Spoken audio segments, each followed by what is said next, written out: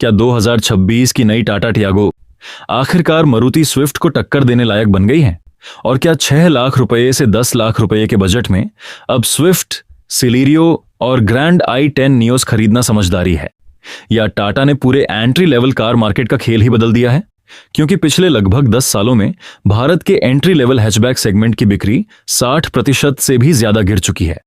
एक समय था जब हर महीने लाखों लोग अपनी पहली कार के तौर पर छोटी हैचबैक खरीदते थे, लेकिन आज वही ग्राहक या तो सेकंड हैंड कार खरीद रहा है या फिर सीधे एसयूवी की तरफ चला गया है। यही वजह है कि कई कंपनियों ने इस सेगमेंट में नई कारें लाना लगभग बंद कर दिया। लेकिन इसी समय टाटा ने ऐसा दांव खेला है जिसने पूरे मार्केट का ध्यान अपनी तरफ खींच लिया। उन्होंने सिर्फ टियागो को फेसलिफ्ट नहीं दिया, बल्कि उसे इस तरह बदल दिया कि पहली नजर में यह अपनी पुरानी टियागो जैसी लगती ही नहीं। लेकिन क्या यह बदलाव सिर्फ बाहर तक सीमित है, या फिर इस बार टाटा ने उन कमियों को भी ठीक कर दिया है जिनकी शिकायत लोग सालों से करते आ रहे थे? और सबसे बड़ी बात, चारों कारों में एक ऐसी भी है जिसे मैं खुद अपने पैसे से खरीदना पसंद नहीं करूंगा। कौन सी है वो कार? उसका जवाब आपको इस वीडियो के आखिर में मिलेगा, क्योंकि आज सिर्फ फीचर्स नहीं गिनेंगे बल्कि जानेंगे किसकी बिल्ड सबसे मजबूत है, किसका इंजन सबसे भरोसेमंद है, कौन सबसे ज्यादा माइलेज देता है, किसका मेंटेनेंस सबसे कम है, और आखिर 2026 में 6 लाख रुपए से 10 लाख रुपए के बीच सबसे समझदारी वाली खरीद कौन सी है। तो बिना समय गंवाए शुरू करते हैं। आखिर क्यों खत्म होता जा रहा है छोटी कारों का दौर? कुछ साल पहले तक Alto, Wagon R, Celerio, Tiago और ग्रैंड i10 जैसी कारें हर मध्यम वर्गीय परिवार का सपना हुआ करती थीं। लेकिन आज अगर कोई पहली कार खरीदने जाता है तो उसका पहला सवाल होता है, एसयूवी कितने की मिल जाएगी?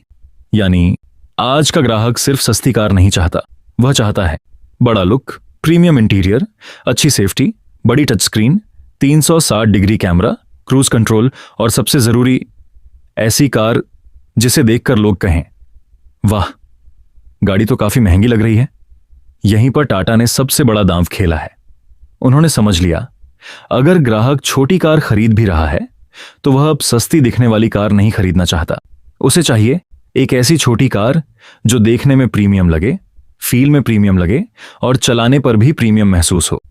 और पूरी नई टियागो फेसलिफ्ट ठीक इसी सोच के साथ बनाई गई दिखाई देती है। लेकिन क्या सिर्फ शानदार डिजाइन किसी कार को बेस्ट बना देता है? अभी इसका जवाब मिलना बाकी है। पहली नजर और सबसे बड़ा सरप्राइज, अगर नई टियागो को आप पुरानी टियागो के बिल्कुल पास खड़ा कर दें तो पहली नजर में लगेगा जैसे यह पूरी तरह नई जनरेशन की कार हो।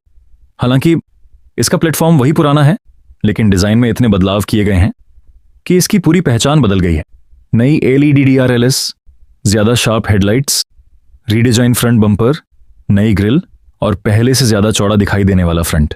पहले टियागो को देखकर लगता था अच्छी कार है, लेकिन अब देखकर लगता है वाह, ये तो अपने प्राइस से कहीं ज्यादा प्रीमियम लग रही है। और यही इस फेसलिफ्ट की सबसे बड़ी सफलता है। अब शुरू होता है असली मुकाबला, टियागो वर्सेस सिलेरियो।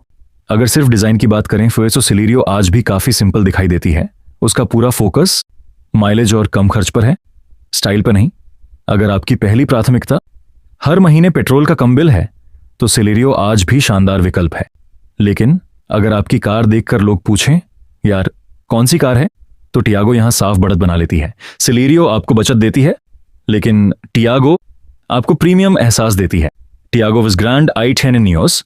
अब मुकाबला Hyundai ग्रैंड i10 नियोस से। ग्रैंड i10 नियोस शुरू से ही अपने मैच्योर और इंटरनेशनल डिजाइन के लिए जानी जाती रही है। आज भी ये काफी स्मार्ट दिखती है, लेकिन नई टियागो अब पहले वाली साधारण टियागो नहीं रही।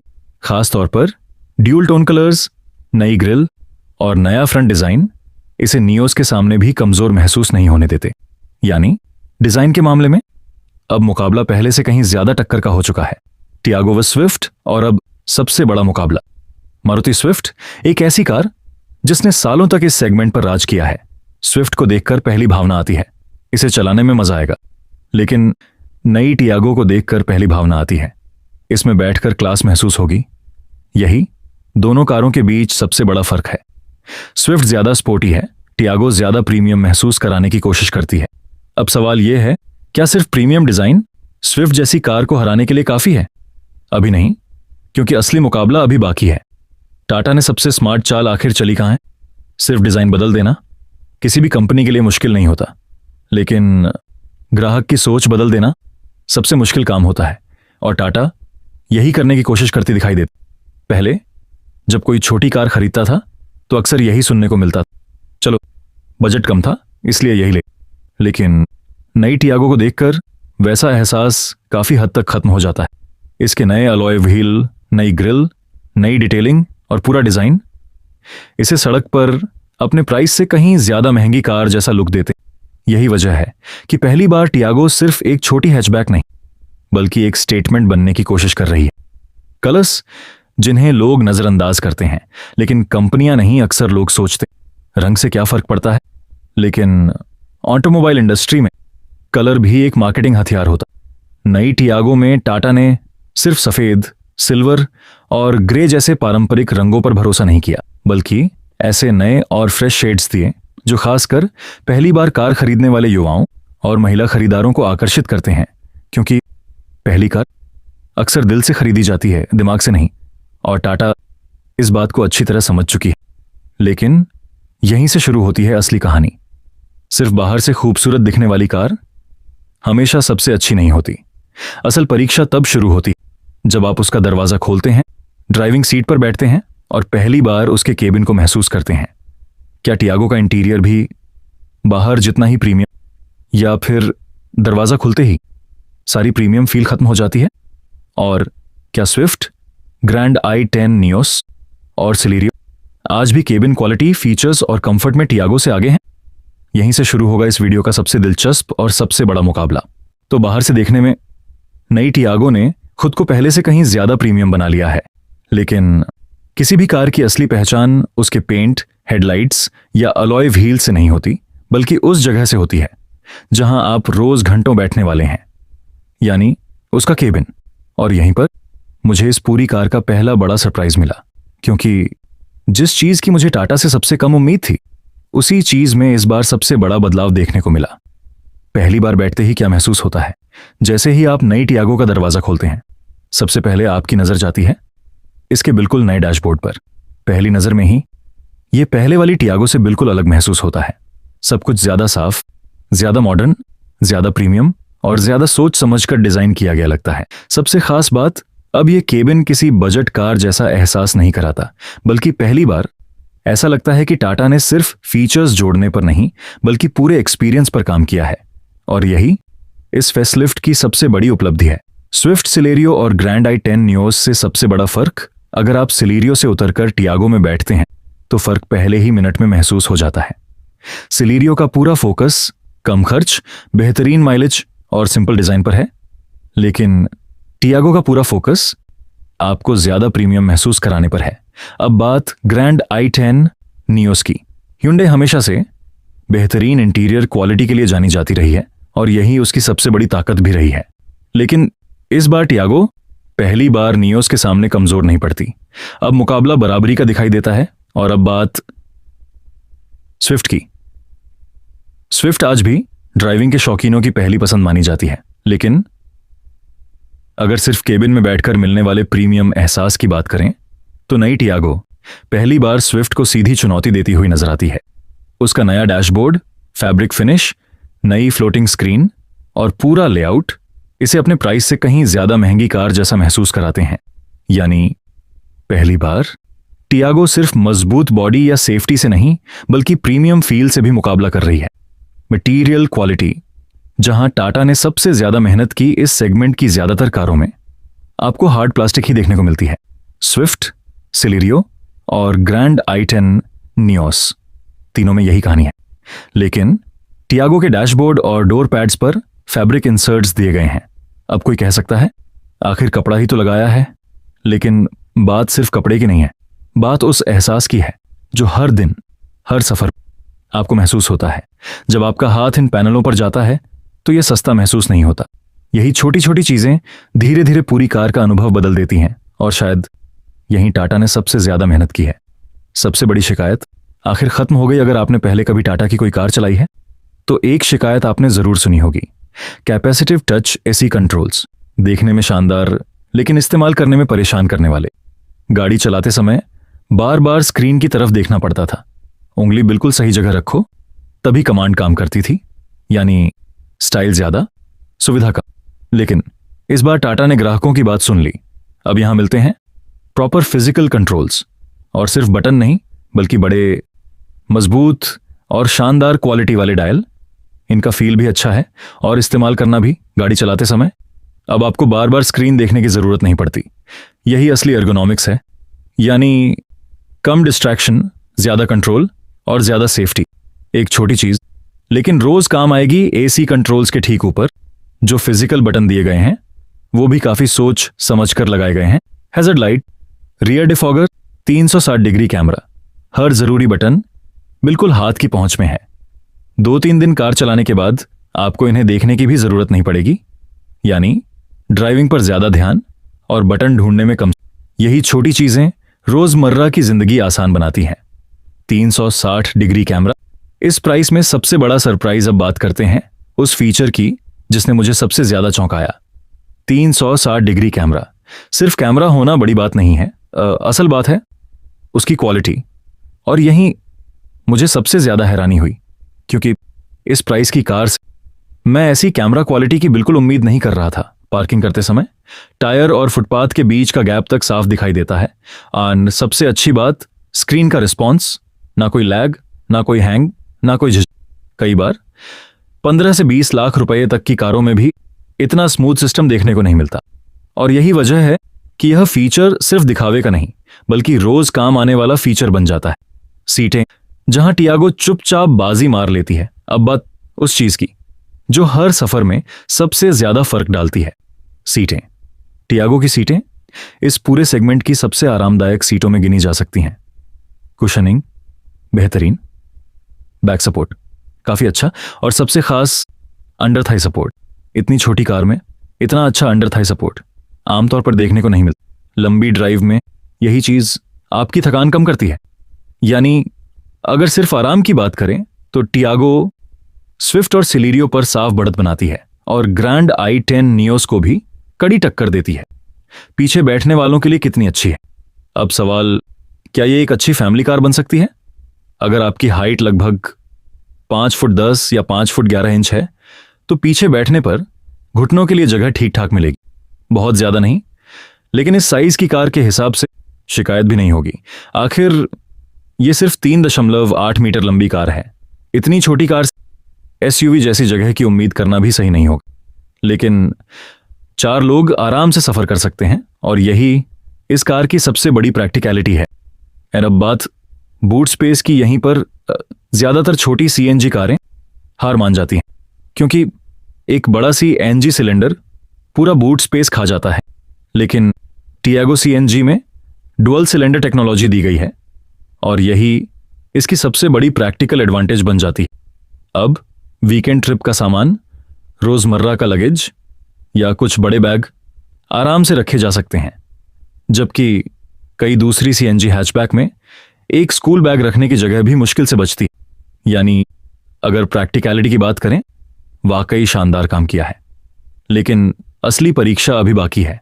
अभी तक हमने देखा ये कार दिखने में कैसी है, अंदर बैठने पर कैसी लगती है और इसके फीचर्स कितने प्रीमियम। लेकिन याद रखिए, अच्छी स्क्रीन, शानदार सीटें और प्रीमियम केबिन तभी मायने रखते हैं जब सड़क पर कार उतना ही भरोसा भी दे। क्योंकि अगर इंजन कमजोर हो, गियरबॉक्स परेशान करे या हाईवे पर कॉन्फिडेंस ही ना मिले तो बाकी सारी खूबियां पीछे छूट जाती। तो अब शुरू होगा इस वीडियो का सबसे बड़ा टेस्ट, ड्राइविंग एक्सपीरियंस, जहां नई टाटा टियागो का मुकाबला होगा मारुति स्विफ्ट, सेलेरियो और ग्रैंड i10 नियोस से। तो अब तक नई टियागो ने अपने डिजाइन, केबिन, फीचर्स और प्रैक्टिकलिटी से काफी प्रभावित किया है, लेकिन किसी भी कार की असली परीक्षा शोरूम में नहीं, सड़क पर होती है। चलता है कि कार सिर्फ देखने में अच्छी है या सच में चलाने में भी उतनी ही शानदार है। तो आइए अब शुरू करते हैं इस वीडियो का सबसे महत्वपूर्ण हिस्सा, इंजन, जहां टाटा ने ज्यादा बदलाव नहीं किया। अगर आप उम्मीद कर रहे थे कि टाटा ने टियागो फेसलिफ्ट में बिल्कुल नया इंजन दिया होगा, तो ऐसा नहीं है। इसमें वही भरोसेमंद 1.2 लीटर 3 सिलेंडर पेट्रोल इंजन मिलता है जो पहले भी मिलता था। यानी पावर और टॉर्क के आंकड़े लगभग वही हैं। साथ ही सीएनजी और एएमटी विकल्प भी पहले की तरह उपलब्ध हैं, यानी बदलाव ज्यादा डिजाइन और एक्सपीरियंस में हुए हैं, इंजन में नहीं। लेकिन क्या वही पुराना इंजन आज भी स्विफ्ट और ग्रैंड i10 नियोस के सामने टिकता है? यहीं से शुरू होती है असली कहानी। सिटी ड्राइविंग, जहां टियागो सबसे ज्यादा पसंद आती है। अगर आपकी ज्यादातर ड्राइविंग शहर के अंदर होती है तो टियागो आपको बिल्कुल निराश नहीं करेगी। क्लच हल्का है, स्टीयरिंग आरामदायक है और लो स्पीड पर कार चलाना आसान लगता है। बार बार ब्रेक, बार बार गियर, ऑन ट्रैफिक, इन सब के बीच टियागो काफी सहज महसूस होती है। यही वजह है कि यह पहली बार कार खरीदने वालों के लिए भी काफी फ्रेंडली कार बन जाती है। एमाइट, उम्मीद से बेहतर या वही पुरानी कहानी। अब बात करते हैं एएमटी वेरिएंट की। सच कहूं तो इसका व्यवहार बिल्कुल वैसा ही है जैसा एक सामान्य एएमटी से उम्मीद की जाती है। सिटी में कोई खास शिकायत नहीं, लेकिन हाईवे पर गियर बदलने में थोड़ी देर महसूस होती है। अगर आप बहुत आक्रामक ड्राइविंग करते हैं तो ये ट्रांसमिशन आपको थोड़ा धीमा लग सकता है, लेकिन टाटा ने यहां एक ऐसा फीचर दिया है जो इस कमी को काफी हद तक कम कर देता है। Paddle shifters. इस प्राइस में एएमटी के साथ पैडल शिफ्टर्स मिलना वाकई खास बात है। जब आपको ओवरटेक करना हो, बस एक गियर डाउन कीजिए और कार तुरंत बेहतर रिस्पॉन्स देने लगती है। यानी एएमटी की सबसे बड़ी कमजोरी काफी हद तक संभल जाती है। सीएनजी, सिर्फ माइलेज नहीं, प्रैक्टिकलिटी भी। अब बात सीएनजी वेरिएंट की। अक्सर सीएनजी कारों के बारे में कहा जाता है कि पेट्रोल से काफी कमजोर महसूस होती हैं, लेकिन टियागो सीएनजी ने यहां मुझे चौंकाया। पेट्रोल जितनी तेज नहीं है, लेकिन इतनी भी कमजोर नहीं जितनी मैं उम्मीद कर रहा था। अगर आपकी ड्राइविंग आराम से होती है तो आपको ज्यादा फर्क महसूस नहीं होगा। ऑन डुअल सिलेंडर टेक्नोलॉजी की वजह से बूट स्पेस भी दूसरी सीएनजी हैचबैक के मुकाबले काफी बेहतर बच जाता है।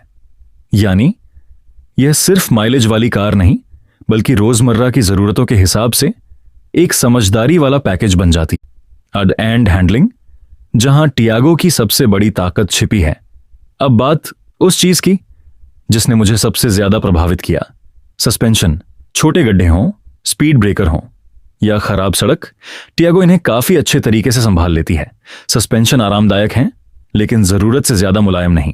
यही वजह है कि कार आराम भी देती है और हाईवे पर अनावश्यक उछलती भी नहीं। 100 से 120 किलोमीटर प्रति घंटा की स्पीड पर भी कार काफी स्थिर महसूस होती है।